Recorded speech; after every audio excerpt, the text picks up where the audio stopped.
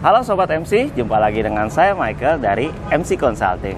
Kali ini akan ada update terbaru terkait dengan bagaimana penerapan Undang-Undang Harmonisasi Peraturan Perpajakan Nomor 7 Tahun 2021 terkait bagaimana sih turunan-turunan PMK yang bermunculan.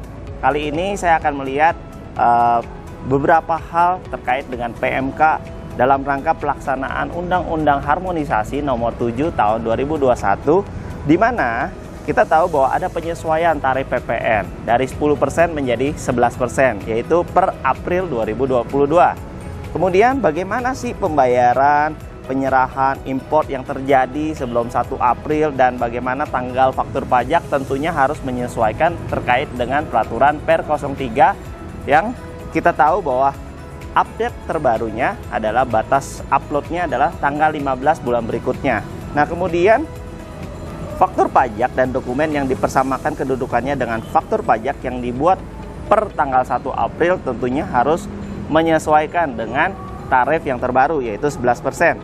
Nah, ada beberapa pokok pengaturan terkait dengan fasilitas PPN, di mana fasilitas yang saat ini berlaku atau existing dipertahankan separuhnya.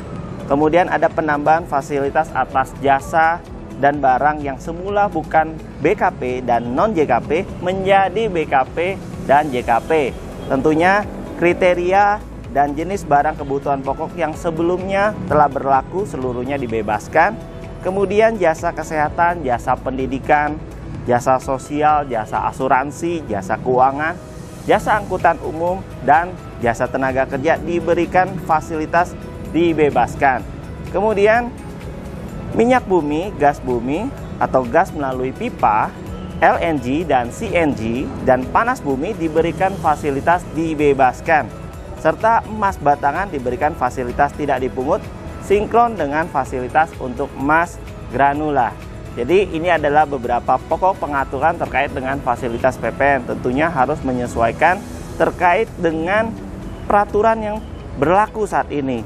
Nah, kita akan melihat terdapat 14 PMK yang terbaru. Mau tahu tentunya 14 ini berdasarkan klaster. Jadi ya, klaster pertama penyesuaiannya mengenai kenaikan tarif PPN. Nah, inilah banyak sekali penyesuaian-penyesuaian yang Anda perlu tahu sebagai wajib pajak, baik orang pribadi ataupun WP Badan, terkait bagaimana pelaksanaannya terkait dengan penyesuaian tarif yang terjadi per April yang lalu.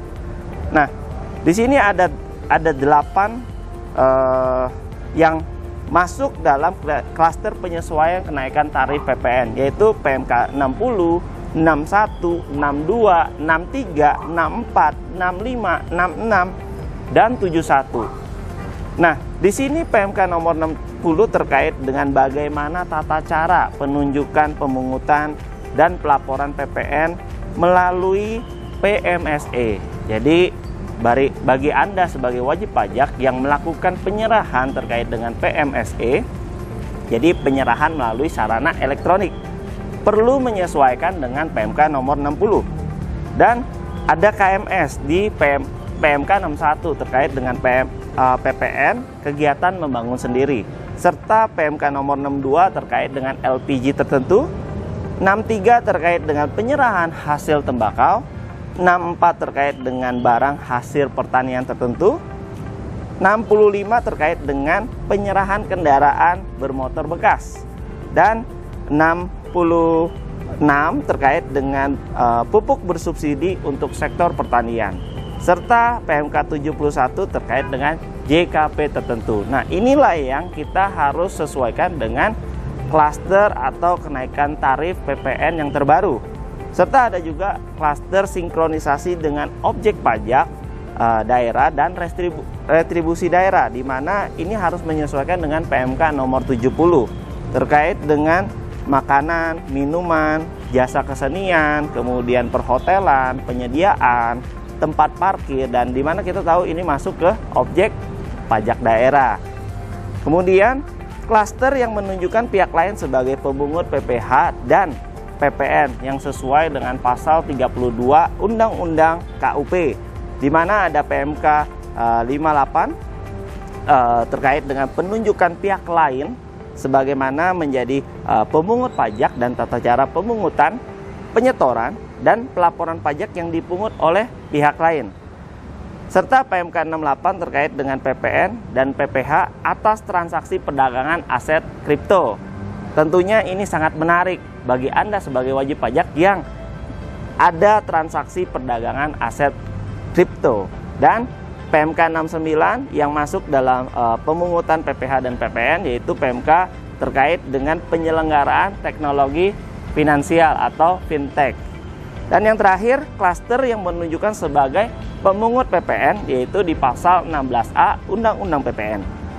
PMK 59, PMK 67 ini masuk ke dalam klaster penunjukan sebagai pemungut PPN, di mana PMK nomor 59 yang terdapat perubahan terkait dengan PMK nomor 231 tentang tata cara pendaftaran dan penghapusan NPWP bagi pemotongan dan pelaporan pajak untuk instansi pemerintah. Nah, ini masuk ke PMK 59 yang diatur di PMK 231 PMK 003 tahun 2009 yang sebelumnya terkait dengan bagaimana pelaporan untuk instansi pemerintah. Dan yang terakhir, PMK yang ke-14 yaitu PMK nomor 67 terkait dengan jasa agen asuransi, jasa pialang, jasa reasuransi. Mau tahu lebih detailnya? Saksikan terus terkait dengan perubahan-perubahan terkini dan update terkait dengan Undang-Undang Harmonisasi Peraturan Perpajakan, tentunya dengan klaster-klaster yang tadi saya sudah sebutkan. Dan stay tune terus di channel Michael Consulting. Michael Consulting, profesional, trusted advisor.